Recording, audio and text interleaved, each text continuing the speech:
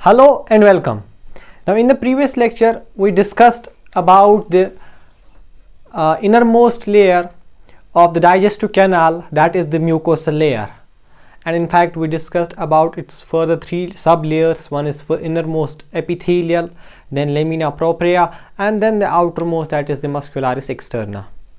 Now in today's lecture we will discuss the second inner layer, and that is the submucosal layer. So today we will discuss about submucosal layer, जो कि दूसरी layer है when we go from inner to outer.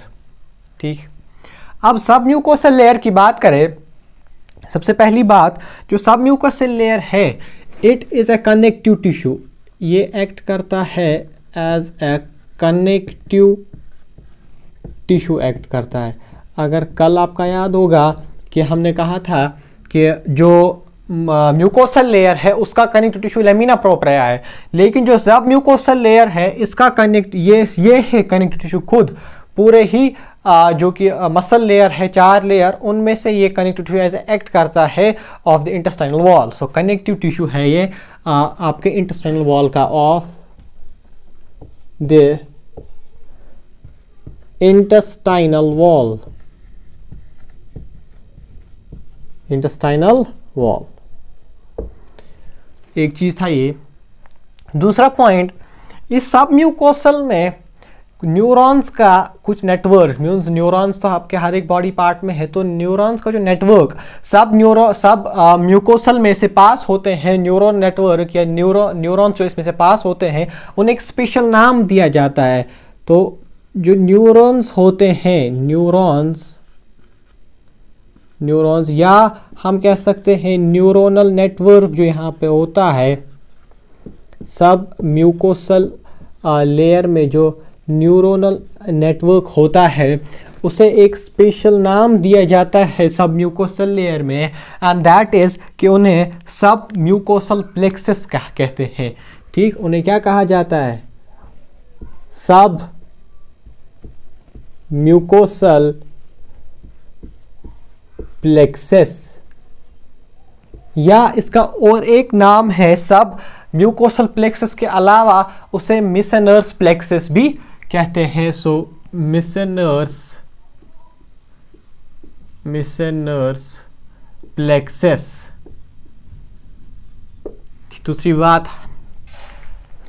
तीसरी बात ये कि जो submucosal layer है ये आपके पूरे ही डाइजेस्टिव कैनाल में है, लेकिन अगर हम बात करें oesophagus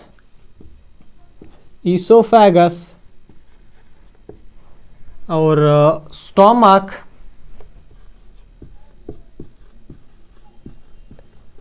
large intestines and including the anal canal. तो oesophagus, stomach, large intestine, anal canal, इनमें सबम्यूकोसल की कोई मॉडिफिकेशन नहीं होती है, कोई स्पेशलाइज्ड स्ट्रक्चर नहीं बना होता. जैसे कि हमने कल म्यूकोसल में देखा, वहां पे स्टोमक में थे, स्टोमक स्मॉल इंटेस्टाइन में, लेकिन यहाँ पे oesophagus, stomach, large intestine, anal canal में कोई भी स्पेशलाइज्ड स्ट्रक्चर या जिसे हम मॉडिफिकेशन कहते हैं वो इनमें नहीं है. सो यहाँ पे हम लिखेंगे कि no specialised modification, no specialised modification.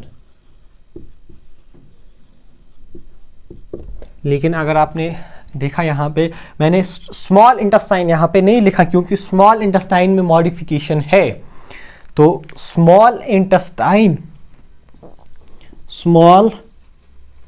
Intestine उसमें म्यूकोसल में भी मॉडिफिकेशन था, सब म्यूकोसल लेयर में भी मॉडिफिकेशन है. और सब म्यूकोसल में मॉडिफिकेशन क्या क्या है? अगर सबसे पहले बात करें ड्यूडेनम की, ड्यूओडीनम, यहां पे जो मॉडिफिकेशन है वो है ब्रूनर्स ग्लैंड।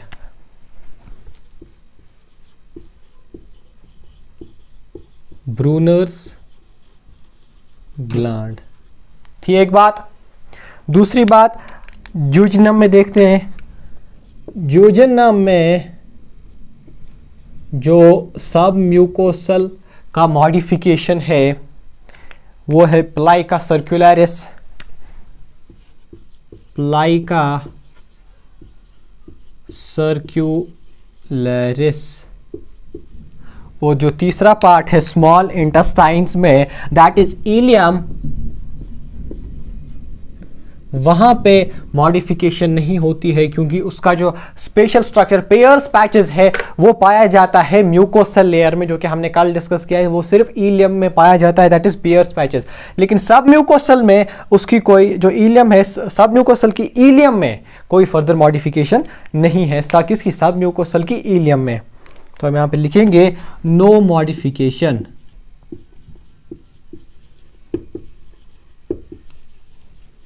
No modification. अब जब ये ड्यूडेनम में जो ब्रूनर्स ग्लैंड है, जब इसकी स्क्रीशन होती है, और जो कि हमने प्रीवियस लेक्चर में डिस्कस किया था क्रिप्स ऑफ ल्यूबरकुहन, इसकी स्क्रीशन जब क्रिप्स ऑफ ल्यूबरकुहन के साथ मिलती है तो ये बोथ दोनों ही मिलाकर क्रिप्स ऑफ ल्यूबरकुहन में ही इंटेस्टाइनल जूस स्क्रीट करते हैं। तो Brunner's gland plus crypts of Lieberkuhn क्या देते हैं? Intestinal juice. Brunner's gland plus crypts of Lieberkuhn, crypts of Lieberkuhn दोनों ही क्या बनाते हैं? Intestinal juice. लेकिन बनता यहीं क्रिप्स ऑफ ल्यूबरकुहन में ही है, इंटेस्टाइनल जूस। और उसे स्क्रीट करते हैं, फिर जो भी उसका काम होता है वो कर देता है। अब ये थी सब म्यूकोसल की बात।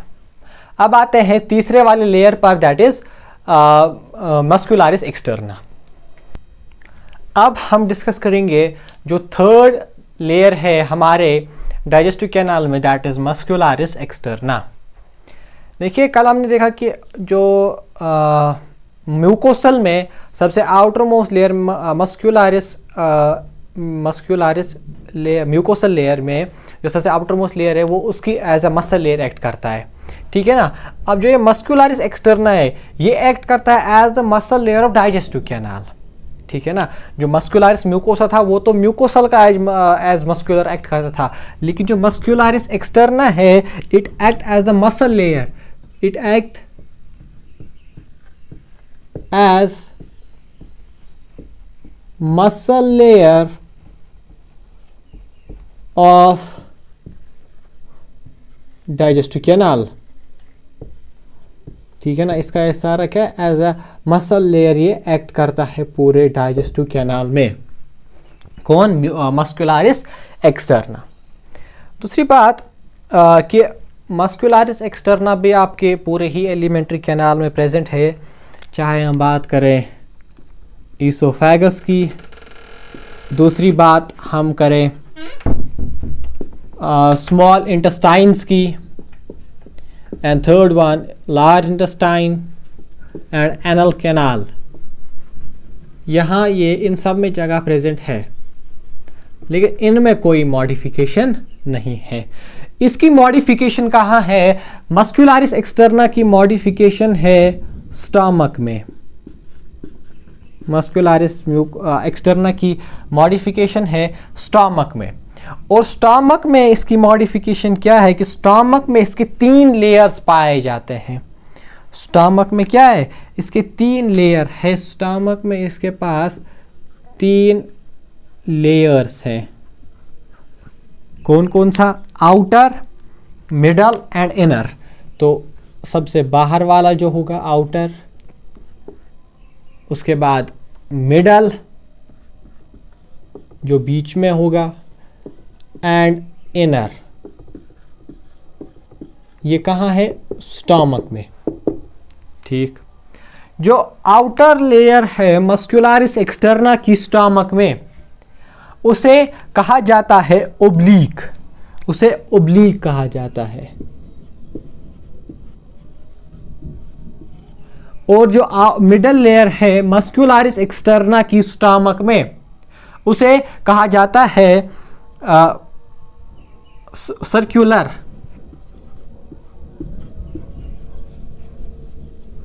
और जो सब से इनर लेयर होती है मस्कुलरिस एक्सटर्ना की स्टमक में, वो होती है लॉन्गिट्यूडनल। लॉन्गिट्यूडनल, ठीक। तो जो मस्कुलरिस एक्सटर्ना है स्टमक में, आउटर जो है ओब्लीक लेयर होगी, मिडल सर्कुलर होगा, इनर लॉन्गिट्यूडनल लेयर होगी। और जो यही ओब्लीक लेयर है, यही आपका जो चर्निंग मूवमेंट स्टमक में होती है उसमें हेल्प करता है। सो जो चर्निंग मूवमेंट होता है, सॉरी यहाँ पे एक करेक्शन नहीं है, आउटर मिडल इनर नहीं है, इनर मिडल आउटर। जो इनर मोस्ट लेयर है, inner most layer muscularis externa की स्टमक में, वो ओब्लीक होती है। जो मिडल लेयर स्टमक में मस्कुलरिस एक्सटर्ना की होती है वो सर्कुलर होता है। और जो आउटर लेयर होता है वो लॉन्गिट्यूडनल लेयर होती है, ठीक है यहाँ तक। अब जो इनर मोस्ट लेयर है जो कि ओब्लीक लेयर होती है, यही जो कि चर्निंग मूवमेंट स्टमक में होती है उसमें हेल्प करता है। सो जो ओब्लीक लेयर है, it help in the churning movement of stomach. जो स्टमक में चर्निंग मूवमेंट होता है उसमें यह मदद करता है। इसके अलावा जो भी टाइप के पेरिस्टाल्टिक मूवमेंट हमारे डाइजेस्टिव कैनाल में होते हैं, जो भी टाइप के मूवमेंट्स होते हैं, वो हर एक टाइप का मूवमेंट मस्कुलरिस एक्सटर्ना की मदद से होता है। सो यहाँ पे लिख लेते हैं कि peristaltic and other type of movement, जो भी चाहे पेरिस्टाल्टिक और जो भी कोई मूवमेंट हमारे डाइजेस्टिव कैनाल में होती है, that are all because of the muscle layer of the digestive canal, that is muscularis externa. Muscularis externa.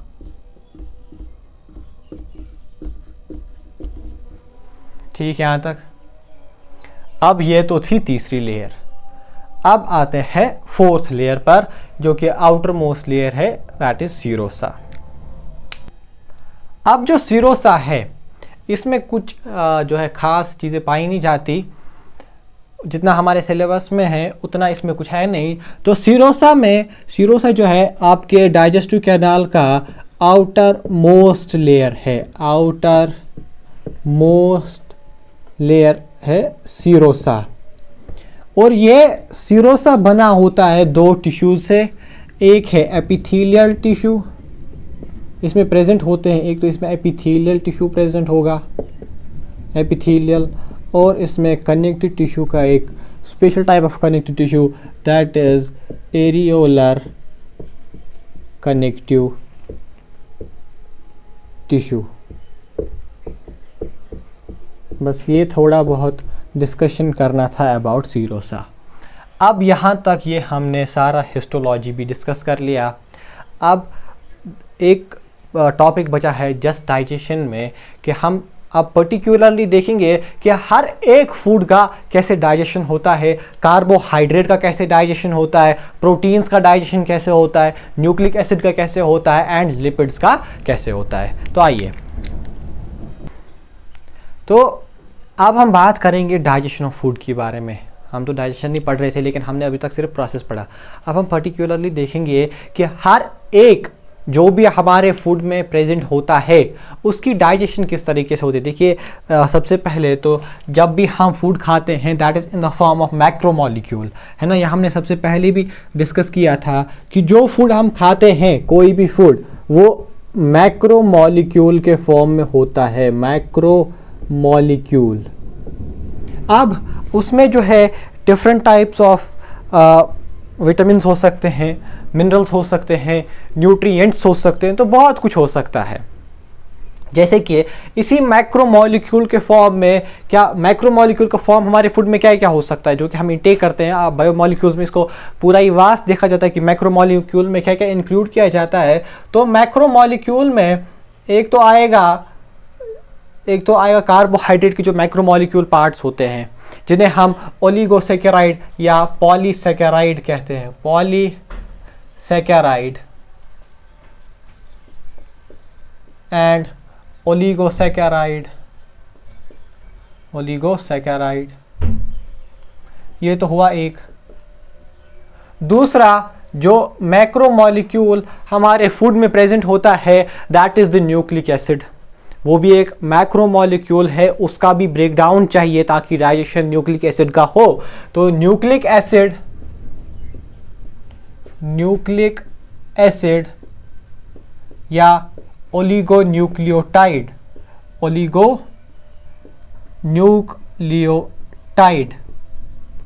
ठीक। और तीसरा जो मैक्रोमोलिक्यूल प्रेजेंट है, जो मैक्रोमोलिक्यूल है दैट इज द प्रोटीन, जो कि मैक्रोमोलिक्यूल फॉर्म में प्रेजेंट होता है, उन्हें हम पॉलीपेप्टाइड कहते हैं। पॉलीपेप्टाइड ये सब क्या है? मैक्रोमोलिक्यूल्स। और मैक्रोमोलिक्यूल्स का साइज क्या होता है? More than 10,000। ठीक है ना। तो ये तो था कि मैक्रोमोलिक्यूल्स कौन कौन से हैं। पॉलीसैकेराइड है, न्यूक्लिक एसिड है, पॉलीपेप्टाइड है। पॉलीपेप्टाइड या इसको आप प्रोटीन कह सकते हो, पॉलीपेप्टाइड या प्रोटीन। ठीक है ना। ये क्या है? मैक्रोमोलिक्यूल के फॉर्म। अब जो हम फूड इंटेक करते हैं, जो भी हम फूड इंटेक करते हैं, हमारे फूड में बहुत से चीज़ें प्रेजेंट होती है। अब मान लीजिए ओलिगोसैकेराइड या पॉलीसैकेराइड, तो चलिए इसके हम बाद में डिस्कशन करेंगे पर्टिकुलरली। पहले हम देखेंगे कि हमारा जो फूड होता है, जो हम फूड इंटेक करते हैं, जनरली उसमें फूड में क्या क्या चीज़ें प्रेजेंट होती हैं। हमेशा कोई भी आप फूड खाओ तो उसमें क्या क्या प्रेजेंट होगा। देखिए उसमें जब भी आप फूड खाएंगे, पहला चीज़ स्टार्च तो होगा ही होगा, स्टार्च होगा। दूसरा ग्लाइकोजन होगा। तीसरा सक्रोज, ये भी हो सकता है। फोर्थ माल्टोज, ये भी हो सकता है। फिफ्थ लैक्टोज, ये भी हो सकता है। इसके अलावा फ्रक्टोज हो सकता है, फ्रक्टोज। इनफैक्ट हमारे फूड में सेल्यूलोज भी होता है, लेकिन वो अलग बात है कि हम उसे डाइजेस्ट नहीं कर सकते हैं। हम जो है ह्यूमंस सेल्यूलोज को डाइजेस्ट नहीं कर पाते हैं, क्योंकि ये एक स्पेशल टाइप ऑफ बैक्टीरिया की मदद से डाइजेस्ट होता है, जो कि ह्यूमंस में नहीं पाया जाता है। तो इसे लेकिन फूड में प्रेजेंट होता है, इसे डाइजेस्ट हम नहीं कर पाते हैं सेल्यूलोज को। तो अब बात करते हैं जो स्टार्च और ग्लाइकोजन है, मीन्स ओलिगोसैकेराइड को किस में कन्वर्ट होना है? मोनोसैकेराइड में, जिसे हम डाइजेशन कहते हैं। तो डाइजेशन में एक्चुअली होता क्या है कि ओलिगोसैकेराइड जो कि मैक्रोमोलिक्यूल्स हैं, ओलिगोसैकेराइड, इन्हें माइक्रो में कन्वर्ट होना है, तो ये जाएंगे मोनोसैकेराइड में, मोनोसैकेराइड। तो अगर हम बात करें स्टार्च और ग्लाइकोजन की, दोनों ही किस में कन्वर्ट होंगे? ग्लूकोज में। दोनों ही कन्वर्ट होंगे ग्लूकोज में। अगर हम सक्रोज की बात करें, ये भी आप फर्दर पढ़ेंगे कि सक्रोज जो है ये किस में कन्वर्ट होता है? एक्चुअली बनता है, कन्वर्ट होता है glucose plus fructose, alpha glucose plus beta fructose. Maltose की बात करें, ये ग्लूकोज प्लस ग्लूकोज, ये दो ग्लूकोज मॉलिक्यूल्स में ही टूटता है, ग्लूकोज प्लस ग्लूकोज। और जो लैक्टोज है ये टूटता है ग्लूकोज प्लस गैलेक्टोज। ये सब कार्बोहाइड्रेट है। और फ्रक्टोज इसका जो है डाइजेशन ज़रूरी डी है, ये डायरेक्टली जो है एब्जॉर्ब हो जाता है, और सेल्यूलोज इसे हम डाइजेस्ट नहीं कर पाते हैं, ठीक है ना। तो सबसे पहले जो हम डाइजेस्ट स्टार्ट करेंगे वो करेंगे हम कार्बोहाइड्रेट, दैट इज स्टार्च। तो स्टार्च का सबसे पहले डाइजेशन कहाँ होता है? हमारे माउथ में ही स्टार्ट होता है और वो कंप्लीट होता है स्मॉल इंटेस्टाइन्स में, ठीक है ना। तो ये तो सिर्फ पहली स्टार्च की डाइजेशन होती है, और बाकी जो भी पॉलीसैकेराइड्स है उनकी डाइजेशन स्मॉल इंटेस्टाइन में ही शुरू होती है और स्मॉल इंटेस्टाइन में ख़त्म होती है, सिवाय स्टार्च के जिसका डाइजेशन कहाँ स्टार्ट होता है? माउथ में स्टार्ट होता है, और उस पर एक्ट करता है सेलिवरी अमाइलेज, ठीक है ना। इसके अलावा हमें एक पॉइंट याद रखना है कि जो भी पेनक्रियाज वो क्या रिलीज करता है? मैक्सिमम नंबर ऑफ एंजाइम, वो रिच इन एंजाइम, लेकिन हार्मोन वो स्क्रीट नहीं करता है। और जो एक चीज़ है कि जो ब्रश बॉर्डर जो कि हमने कल माइक्रोवेलाई उससे पहले ही हमने पढ़ा कि ब्रश बॉर्डर एंजाइम्स जो होते हैं, ब्रश बॉर्डर एक्चुअली वो या तो इंटेस्टाइनल जूस को कहते हैं या तो सकस इंटेरिकस, ठीक है ना। ब्रश बॉर्डर एंजाइम्स, तो जो ब्रश बॉर्डर एंजाइम्स हैं जो कि फूड पे एक्ट करते हैं with help of pancreatic juice, intestinal juice या सकस इंटेरिकस, इसे कहते हैं सकस इंटेरिकस या इंटेस्टाइनल जूस भी आप कह सकते हो, जो कि वो फाइनली रिलीज करते हैं, ठीक है ना। इसके अलावा एक एंजाइम एक्टिवेटर है जिसका नाम है एंटेरोकाइनेज। एंटेरोकाइनेज जो है वो कोई एंजाइम नहीं है, वो एक एंजाइम एक्टिवेटर है जो कि ट्रिप्सिनोजन को एक्टिव करता है विद जब प्रोटीन की डाइजेशन, वहाँ पे बाकी डिस्कस करेंगे कि जब प्रोटीन की डाइजेशन होती है एंटेरोकाइनेज उसको एक्टिवेट करता है, एक्टिवेटर है, डाइजेशन में हेल्प नहीं करता लेकिन ट्रिप्सिनोजन को ट्रिप्सिन में कन्वर्ट करता है, और ट्रिप्सिन फिर बाकी एंजाइम्स को एक्टिवेट करता है ताकि डाइजेशन का प्रोसेस हो। तो अब हम बात करेंगे कार्बोहाइड्रेट की पर्टिकुलरली डाइजेशन क्या होती है, लेकिन इससे पहले हम एक बात याद रखेंगे कि जब भी डाइजेशन का प्रोसेस स्टार्ट होता है, मान लीजिए कि ये जो है बड़े बड़े मैक्रो मॉलिक्यूल्स है, ये मैक्रो मॉलिक्यूल्स है लेट अस सपोज, तो जब डाइजेशन का प्रोसेस स्टार्ट होगा तो सबसे पहले इस पे जो एक्ट करेगा, सब पहले जो इन पे एक्ट करता है इन माइक्रोमॉलिक्यूल्स पे, वो करेगा पेनक्रियाटिक एंजाइम। जो भी पेनक्रियाटिक जूस हमने पढ़े हैं वहाँ से क्या क्या एक्सक्रीट होता है, तो पेनक्रियाटिक एंजाइम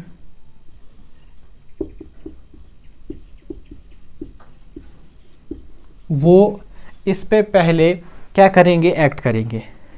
तो इसके बाद जब ये स्मॉलर मॉलिक्यूल्स में टूटेगा, जब ये मैक्रो मॉलिक्यूल पेनक्रियाटिक एंजाइम इस पे एक्ट करेगा तो ये स्मॉलर मॉलिक्यूल्स में टूटेगा, smaller molecules plus smaller molecules, ऐसे ही बहुत से आएंगे।